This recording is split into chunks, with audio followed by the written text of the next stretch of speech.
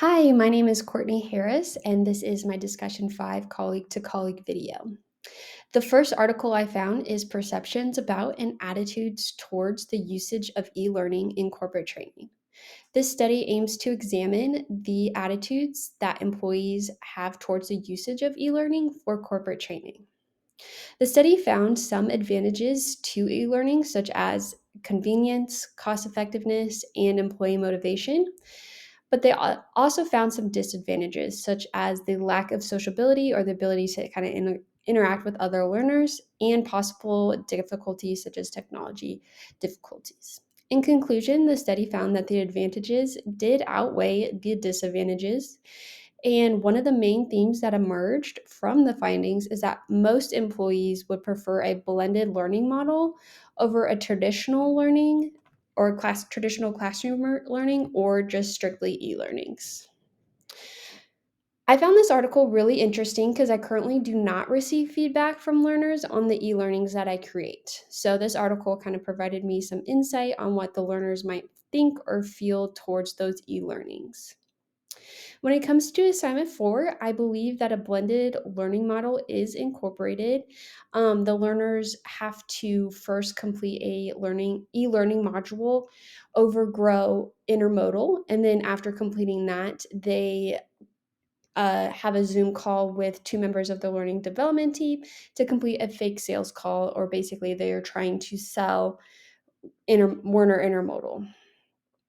However, as I was reading this article, I did wonder if the learners would like a more traditional learning incorporated into this program. So I was thinking I could provide a review session for learners or even have the learners attendant on the job training with someone from the intermodal department.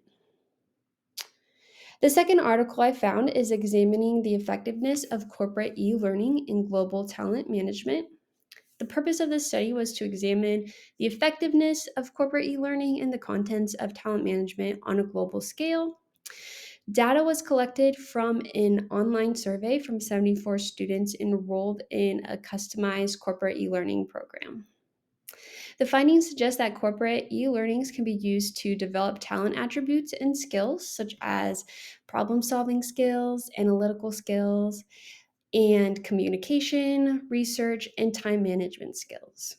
Additionally, the findings also show that corporate e-learnings can lead to talent development outcomes such as job performance and job motivation. However, the findings showed that some learners had difficulty finding time to complete the e-learnings due to their busy work environment. To help ensure that the employees are completing the training, the study found that the company should provide relevant tools and incentives to help talent better manage their work learning balance. When I first started working in that corporate training setting, I realized that many employees do not have time to complete their work time within their workday to complete their e-learnings. So one of my goals has always been to simplify the content and only provide the learners with the content that's needed to be relevant. In relation to assignment 4, I feel like the information I provided during that e-learning module will help learners be successful in the formative assessment and the summative assessment that they have to take. However, to reach that summative assessment, they also have to take additional learning modules. I believe there's like 6 or 7 that they have to take before they can enroll in that summative assessment. So it can be difficult to kind of complete all of those. And I do believe that completing those in a quick manner will help the learner be more successful. So I think that finding a way for the learners to have time to complete those learning modules would be really important, or communicating with the managers or supervisors how we can provide those time for learners. The final article I found is the identification of instructional strategies for an effective e-learning experience. The objective of the study is to identify various instructional design strategies used by the instructional designer for effective e-learning. To fulfill the purpose of the study, they conducted semi-structured, in-depth interviews with the instructional designers, students, and corporate employees. From the interviews, 6 themes were identified: technical assistance, problem-based learning, aesthetics, gaming, storytelling, and social support. This study will help instructional designers to understand what kind of expectations the learners have while taking an e-learning course and how to best address these through design strategies. As an instructional designer and e-learning creator, I found this article very interesting because I'm always looking for ways to make learning more engaging.